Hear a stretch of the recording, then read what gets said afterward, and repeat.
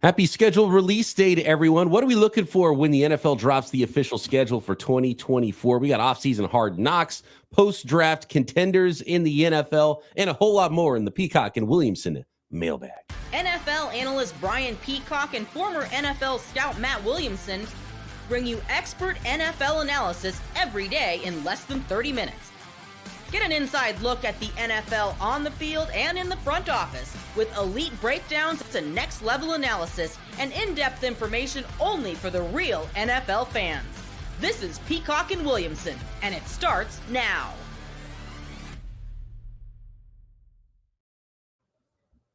Welcome to the Peacock and Williamson NFL Show. Brian Peacock alongside Matt Williamson at BD Peacock at Williamson NFL. Thanks everybody for making us your first listen on the Locked On Podcast Network, your team every day. We love our everydayers. We love it when you hit subscribe on YouTube or wherever you are listening to this podcast. Today's episode of Peacock and Williamson is brought to you by Game Time. Download the Game Time app, create an account, and use code LOCKEDONNFL for $20 off your first ticket purchase. Terms apply. So the schedule not out. It's going to come out later Wednesday. We'll cover all the schedule stuff on our Thursday morning show, Matt. So we don't need to get deep into what leaks we know, because some of the leaks might be wrong anyway. And there's a lot of information out there. We do know that the season's going to kick off with the Super Bowl champion Kansas City Chiefs, AFC championship rematch with the Baltimore Ravens. That's going to be week 1 Thursday. So that'll be a whole lot of fun.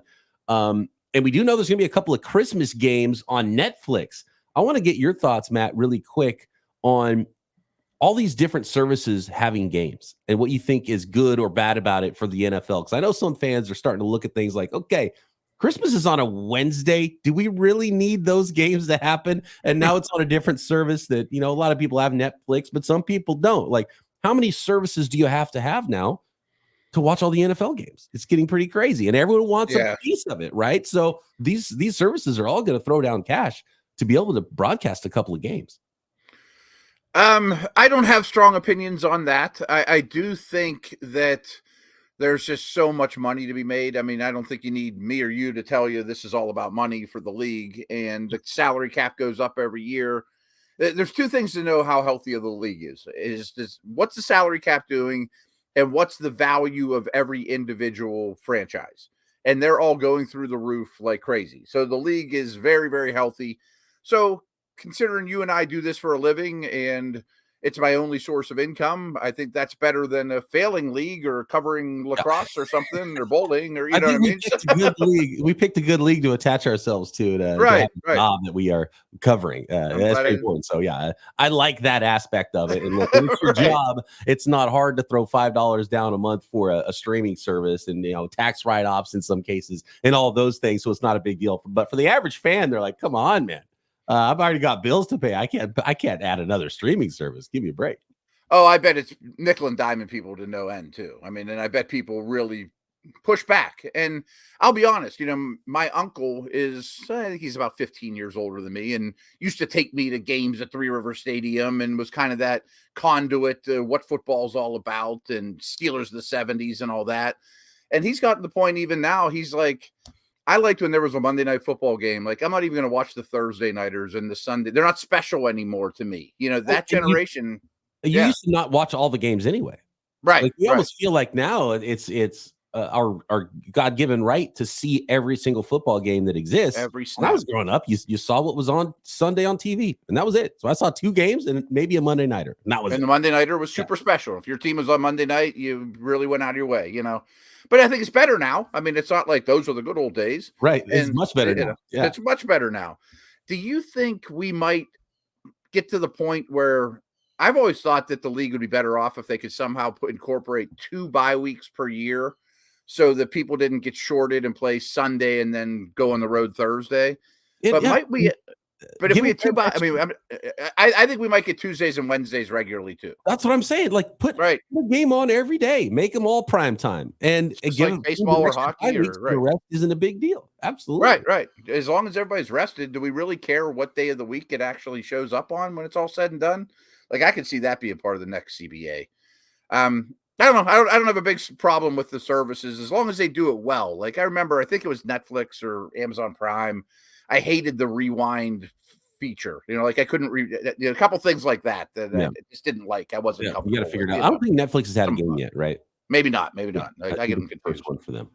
I even like the Nickelodeon thing, right? For kids, right? I think I have a nephew that loves it. Was it the Disney game on one of the holidays where it must have been the Christmas game last year where the Toy Story? Yeah. They were like the game was like somehow broadcast, but like in a cartoony way on the floor of the kid in Toy Story's bedroom. And it was like, wow, how do they even figure this out? It was pretty amazing technology just to watch that happen. And I watched that for a little while. Obviously, it wasn't even the real game. It was just like a digital version of the game, but it was wild that they were able to do that. So, some pretty cool stuff happening technology wise out there. But I can see why some folks would be like, yeah, I'm going to have to miss that game. No more streaming. Like the whole purpose of cutting the cord is so you don't have the crazy cable bill anymore. Right. And so you have to give up some channels and give up some things in that case. And I was original. I cut the cord a long time ago. I was an OG cord cutter. And so, you have to decide what's important for you to watch. And most things I've found not very important. Football I'll pay for. Yeah, 100%. This isn't, super topical, but I heard someone else talking about it on a podcast I was listening to within the last week that maybe not all games should start at the same time, 1:00 Eastern on Sunday either. Like, why not stagger them? Have a game start at 10, another one at 11:30. I mean, instead of 9 games all being played at the same time, everyone wants to watch every one of them. Why are we making them choose? Right? Get a first half here and another half here, and then you tune in for the team you really want to see the whole game, and then now you get the second half of this other game after that game ends. I honestly, I do get a little bummed out because I want to see the beginning of those London games, and this start at 6 a.m. my time. I wake up, but then the moment I wake up, I realize, oh, there's already a game happening. So I tune in, and it might be whatever halftime or something, second quarter, because on West Coast it starts really early for me. And look, I'm not going to set my alarm to watch the Jaguars at 6 a.m. But it's pretty cool that it's on already, and I kind of like that aspect because otherwise you roll out of bed and you wait all day for sports to happen. And I know it's a little different timing for you on the East Coast, is you can actually get some stuff done for your day before the games start, but then it goes late into the evening. Right. Which is great for me. I'm a night owl. That's just how I've always been. But if it's the other way around, I won't think I'd enjoy it as much. But also it's what I'm used to. But I do think we're going the trend, whether it's 2 Monday nighters or a Tuesday night game, a Wednesday night game, that I don't think 10 years from now there will be 8 games all at once on 1:00 Eastern Sunday. Because people want to see them all, and you can't. Are you hyped for off-season Hard Knocks that was announced today? This from Tom Pelissero this morning. HBO, NFL Films, Skydance Sports, which I don't even know what that is, and the New York Giants are joining forces for Hard Knocks off-season with the New York Giants, a brand new iteration of the groundbreaking franchise that will document the NFL offseason for the very first time, announced today. Now, does this mean it's going to be next year's offseason, or is this about to start airing? Because there's no airing date for this. I assume they've been recording all along, that we'll get it soon. For a draft nerd, I love it. Like, I will tune into this because I want to see more into this process. And teams are so secretive. I don't know how much of the process they're going to show, and it'll be a bummer if they don't show very much of that process. But the other part of me is like, man, could they have picked a more fun offseason to cover than the New York Giants? Kind of a boring offseason in New York. I don't know. Maybe it'll be more interesting once we see it happen. But I would love to see like the Chicago Bears process this offseason or something like that. Wouldn't have been my team I chose, but obviously it's a huge marketplace and it's an inaugural, show of this type. And I think it's a great idea. I mean, there'll be a lot of boring days. You don't need to watch scouts on the road all day long and things like that. But it would be cool to see a glimpse into that, though. Yeah, some glimpses would be great. Right. Condense 3 or 4 months into 8 half-hour shows or whatever. You could have a lot of good stuff. Like, I don't think we'll see the meetings where they're like, man, why on earth did we sign Daniel Jones? We got to get out of this contract. Or, yeah, I know. Right? I want to see them arguing about prospects and how they put together the big board, right? But they're probably not going to show a shot of the big board. So I don't know if it's going to show the things I actually really would want to see in an off season. Like if they go and God, would New England just say yes to this deal so we get Drake May? I don't think we're going to see that. Yeah. But I mean, if it's airing in like June, That's exactly what the NFL needs. It's the one gap in the offseason that the NFL hasn't covered. If there's a really cool show on about the NFL through June before training camp starts, I mean, that would be pretty phenomenal. I mean, it's amazing to me that tonight's schedule release has gotten as big as it is. I mean, of all the big events, this is like my least favorite one because they're not even that exciting. Like, oh, did you see the Bears and Browns were playing week 13? I mean, it's not much different than 10 years ago. I mean, they all play. But to my point is they're so smart is there is no offseason for, NFL viewers. I mean, it's one of the reasons they are so popular and the salary cap's going up and franchises are worth more because they don't want any downtime, and so this week is all about schedule release. They got a whole week out of this, The NFL, it never sleeps. Love it. Right, they do it well. More questions from the Peacock and Williamson mailbag. Next, is the tight end position undervalued? We'll get into it and a whole lot more. Also, offensive tackles, left, right, does it even matter? Next. This episode of Peacock and Williamson is sponsored by FanDuel, America's #1 sports book. It is winner take all time in the NBA and the NHL.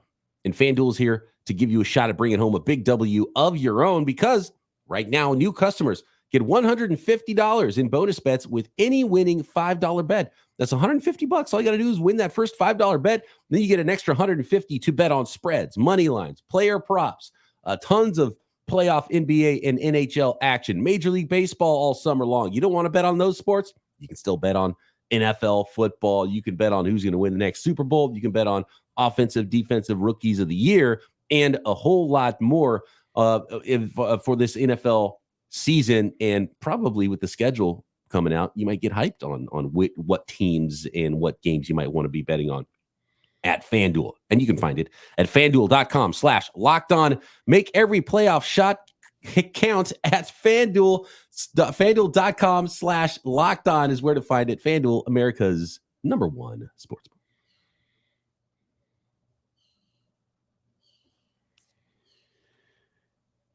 Is the tight end position undervalued, Matt? This question from Tanner. Do you think the tight ends are undervalued across the league? Is it a coincidence the top 4 teams in the NFL last year all had elite tight end play and the 2 best were in the Super Bowl? I think the short answer is yes, it is very much underrated and it's a super important position. And I've always kind of called it the queen on the chessboard, that with the right guy and the right coach. So one thing I think people need to realize with the tight end position is you have to have some level of blocking. Like, I'm not picking on Kyle Pitts, but let's just talk Kyle Pitts or Bowers, that went really high in the draft recently.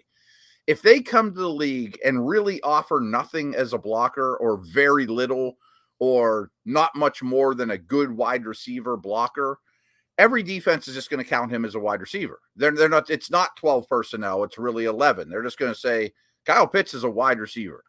Then you have to beat corners. Can you beat corners, consistently as a route runner because they're not going to give you heavier personnel. So like the Kittles of the world, I think this is before you and I even did this because I got asked, it was like 3 or 4 years ago, who's the best offensive player in the league and non-quarterback? And I said George Kittle. And I used to say Gronk for all those reasons because he's the forward that can shoot threes, that can dunk, that can carry the ball, that can play anywhere on the court. You know what I mean? Like, yes, he's a good enough. Yeah, he can block defensive ends and he can beat anyone in coverage, linebackers, safeties, or corners. So those guys don't grow on trees. And frankly, a lot of coordinators don't even know how to use the ones they have.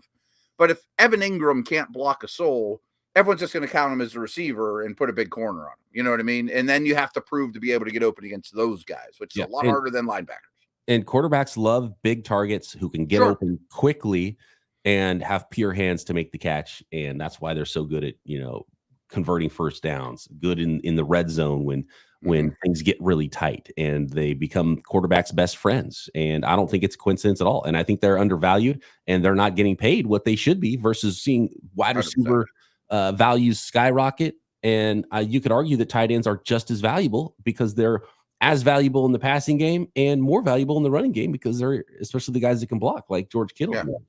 Yep. So I remember this going back to Jimmy Graham when he had a problem with the Saints contract. They franchised him as a tight end, and he's like, I never align as a tight end. I mean, how could you? And he lost his appeal, but he had a great cause. I mean, he walked in the tight end room every day for position drills, but that's about the only tight end stuff he did, and you're still getting him at a tight end cost. So they get shortchanged for sure financially. absolutely. People are talking about, covering the 49ers. People always ask me, oh man, George Kittle's going to be a cap casualty. I'm like, what are you talking about? He's making half as much as the two wide receivers on his team. It gives just as much value. As important. He's the last guy you're trying to lop off his salary because tight ends are underpaid as it is. So everyone in the fantasy world knows you never draft rookie tight ends for fantasy. They never produce. It's so hard to acclimate, blah, blah, blah, blah, blah. Well, I think that's changing rapidly, partially because we had a really good tight end class with Kincaid and Laporta. And, that group was a historically good class. But even Kyle Pitts, I mean, like, that used to be a thing of I think that's a thing of the past. But I think a big reason why is not only are tight ends coming in the league better and the league is adapting and not making them be an offensive tackle and wide receiver rolled into one. That used to be the argument. Like, why is it hard for tight ends to acclimate? Well, because they got to be a tackle and a wide receiver rolled into one. That's the stupidest thing I ever heard. Like, two positions on the field couldn't be any more different. There's no one that's going to be 50% Walter Jones and 50% Deshaun Jackson. You know what I mean? You know what I mean? Like, they're very, very different. He'd be undervalued. He'd be undervalued, and you really want him. But where I was going with this is the league has just gone to so much too high zone. That's super tight end friendly now too. Mm-hmm. Who's better at sitting down in a zone between the linebackers and safeties than an athletic tight end? So their life's getting a little easier. A tight end is physically going to be able to hold up to those targets versus your diminutive slot receiver too, who could also operate in the same part of the field. Yep. You're seeing less Welkers and more Ingrams in the slot, That's why Travis Kelce can play for so long, it's also why Antoine Winfield became the highest paid defensive back in the whole league. That's right. We haven't covered that. He's the counter to that. Yeah. There's not many of those, And he's called a safety, but if there's one thing you can really, because we asked this question about, man, is the league kind of zigging to the zag? We're seeing big people on the offensive lines, but we're still seeing smaller linebackers. Where's the league going? And really what it is, and this is where tight ends are so valuable, is the positionless aspect of football. If you can line up and be a running back, but you're also a receiver, that's hard on the defense. And so the defense needs to line up with guys who can be a corner and a safety at the same time, or a safety and a linebacker at the same time, because you need to be able to play the run and cover. And so you need as many guys that can do both of those things as possible on both sides of the ball. Yeah. And, you and I had a little NBA versus NFL conversation, and I don't know, anyone listening to that knows I know nothing about the NBA, but I have been watching every night. And I do think a big thing in basketball, which translates to football, is if I put my big people out there versus my fast guys lineup, can the defense not substitute and handle both? And to me, that's the Winfields, the Warners, the Roquans, that whatever you throw at me, I can handle it with these guys, Yeah. Super valuable in today's NFL. Absolutely. Is there 4 teams that you see? This is from Dan, by the way. As the post-draft dust settles, who are your 4 top Super Bowl contenders, and what is the biggest weakness still not addressed for each of those teams? So basically, last year we got the Niners, the Lions, the Ravens, and the Chiefs were the final 4. The way I would phrase this is has anybody broken through that 4 teams for you heading into 2024, Matt? I know it's boring, but they would be my 4 teams. I do think the Ravens aren't quite as strong as they were, to be honest, just on paper. I mean, I think their O-line took some hits. They lost some people on defense that I think are pretty important and sort of replaced them, but didn't get better. I mean, I think the Niners are pretty static. I mean, they're should run it back in a similar fashion. Yeah, they've changed almost nothing. The Lions have gotten a little bit better, and I think they're a team that was kind of just naturally going to improve maybe a little bit more too, and getting a little bit better in some key defensive positions, cornerbacks. So I think the Lions certainly wouldn't be a team that you're like, oh, somebody else leapfrogged them, and obviously you have to play out the whole season. Right. The Chiefs were already kind of down last year. They lost Snead, but they added some more pieces on offense. So they're probably right around the same as they were. The Bills got worse, so they're not leapfrogging teams on paper. I was going to mention the Bills, as I think they're not in that tier as we speak. That they're closer to the Steelers and Browns in the AFC than they are the Chiefs, which is still a good tier. I mean, you're competitive. You're probably going to win more games than you lose. But the Jets, I keep coming back to the Jets, because they could be awful and be hurt and old, or I think they could win the Super Bowl. I picked them to win the Super Bowl last year. So I don't see a big reason why they're worse coming into this year, except for a 40-year-old quarterback coming off an Achilles. But if Aaron Rodgers is Aaron Rodgers, they should be a contender. Are they better than the Ravens or the Chiefs would be the question. I probably wouldn't say that necessarily. I have less confidence now than I did last year. Maybe I was buying into the hype too much last year. I don't know. I think the Bengals could be in the mix just because of healthy Burrow and their roster is quite strong. And I think we have to bring up Houston, that they took massive leaps last year. We just broke down their draft and didn't love it. I think they could have had more impact from their draft, but you throw Stephon Diggs on that crew and Daniel Hunter. And they got better. They might be able to throw the hell out of the ball and go get your quarterback, and that could be trouble for a lot of teams. Yeah. So that's a team, like when teams arrive, they arrive quickly, and the Texans might be that squad. So I might put them top 3 in the AFC right now. Yeah, I could see that too. They kind of remind me of the Lions, like terrible. Oh, we're here. They got it. Right. They figured it out. Yeah. It's even harder to find more in the NFC. Like, it is. The Bears are probably some time away unless Caleb Williams goes CJ Stroud because they've got a lot of pieces in place now suddenly in Chicago. I think Dallas took a step backwards. Are they worse? I don't know, but they certainly didn't get better. I mean, I don't think Philly's going to look like they did the last 8 games of the year. They've been so good for a while, but is that the beginning of the end? Maybe. Philly should be better. I think they tried to address the problems they had last year. Are they going to be are they going to be the 1 seed team that they look like for 18 months, or are they going to be the team that look more like the second half? I think they'll probably be improved from that, but maybe not quite as good as they once were. Could Green Bay be on the Houston path of everyone takes a step forward? It's not usually how the world works. They're so young, everyone will take a step forward. They won't. The Texans thing too. It's like, okay, a little bumpy road. You go up, you go down. It's not linear, as we know. So we'll see. But yeah, I think it's the same 4 as last year. There's nobody on paper that I would project that is better than those 4 teams right now. I don't think so. Somebody will be. It's just hard to project that on paper. Yeah, because I think Baltimore was the best team in the league during the regular season. I mean, they were a powerhouse when the season ended. And again, it was the down year for KC, and they still won it.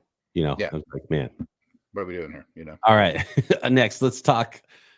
We've got questions on left tackle, right tackle. What's even the difference? Does it even matter? Question about the Broncos. Question about your Steelers, Matt. In a quarterback controversy brewing there. Next. This episode of Peacock and Williamson is sponsored by Game Time.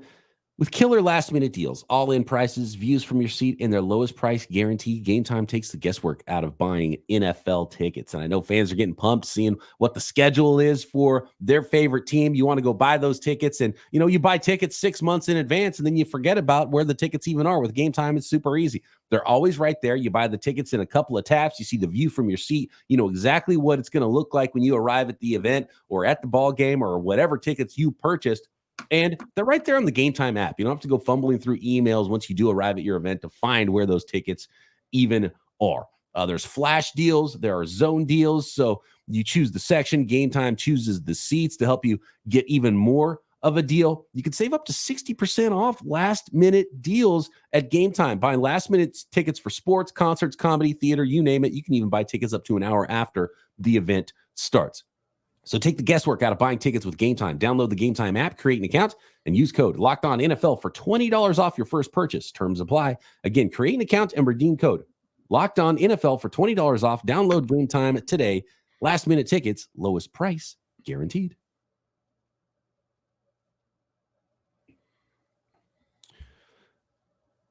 Do we make too much of a difference? I think the league told us they don't care about left tackle, right tackle very much, Matt.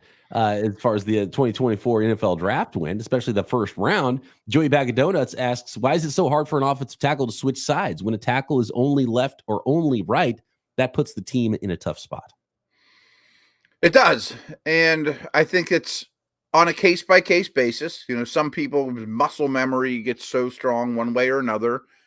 and this is gross, but people always described it as it's like wiping your butt with the other hand, or the kid that broke their arm and can't write with that hand, and they have to sit there with their pencil with the left hand and scribble. I did that. I broke oh, you were that guy? When I was in 4th grade, skateboarding, and the day I got my cast off, I tried to play Russian baseball at recess. Snapped it again in the same spot. Wow. And so I almost like all year long, I had a cast on my arm. At one point, went almost all the way up to my shoulder. And I had to learn to do a lot of things left-handed. And I bet. It was difficult, but you start to figure it out, but it takes time. You don't just show up one day and be like, oh, cool, I have perfect penmanship with my offhand. It doesn't happen that way. So I do think those are similar to what's asking of a tackle to switch from left to right, but no one ever cares when Myles Garrett comes off the line from the right side or the left side. It's a little bit different because you're not reactionary. I do think this almost goes without saying that the league does not look at Lamar Latham or J.C. Latham can only play right tackle because he's big and strong, and the light-footed guy can only play the left tackle because he's light on his feet. Like those days are gone for sure. Yeah. I mean, it does for the blind side is really the big thing. Historically, is the quarterback is right-handed and he can see more of what's happening on the right side than the left side, and he would like to not get hit when he's by someone he can't see. And that's why Lawrence Taylor came off the blind side, right? Exactly. Traditionally, the best pass rushers on the blind side, and you have your best pass protector on that side to protect your quarterback because you don't want him getting blasted and fumbling the football and getting hurt. And you would, if you asked every quarterback, they would say, "I'd rather have the better pass protector on my blind side." Yep, but the league is also adapted to that. I mean, this is a concept from 1980. Let's put LT on the blind side. Like, great, okay, and then people now, Watt only comes from the left. I mean, Garrett, Bosa, all these guys come from both, so you're going to move them around. My one note, though, is I think we talked about this briefly, is because of the CBA, coaches do less coaching and development and fundamentals than ever. Like there's just not much practice time. You're not out there working on your hand placement and your footwork as much as people that might be listening might think.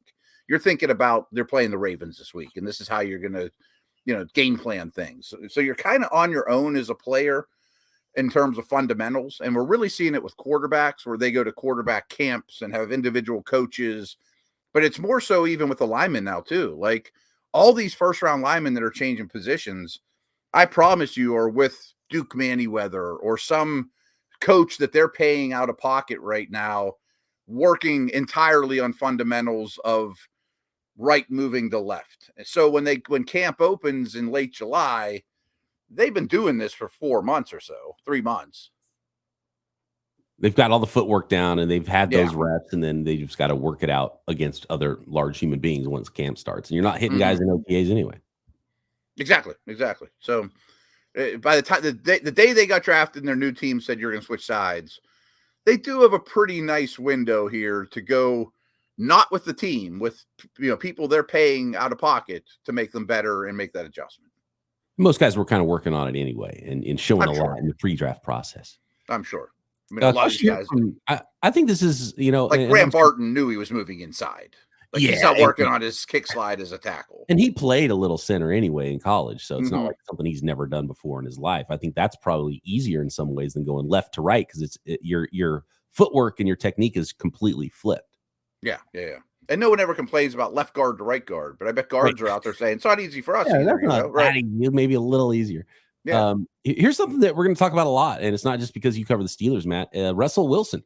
Tim wants to know, how long is Russell Wilson's leash in Pittsburgh before they consider Justin Fields? And if I'm not mistaken, Matt, it's not close right now. Like Russell Wilson is the starter, right? It's not like a camp competition.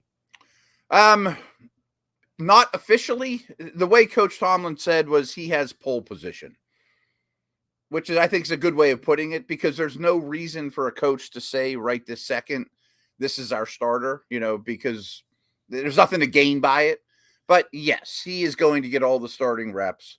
I'm sure the both of them will probably go 60-40 on practice reps through camp, with some other sprinkling into the other guys. But I think Fields will get a long look. He'll play a ton in the preseason.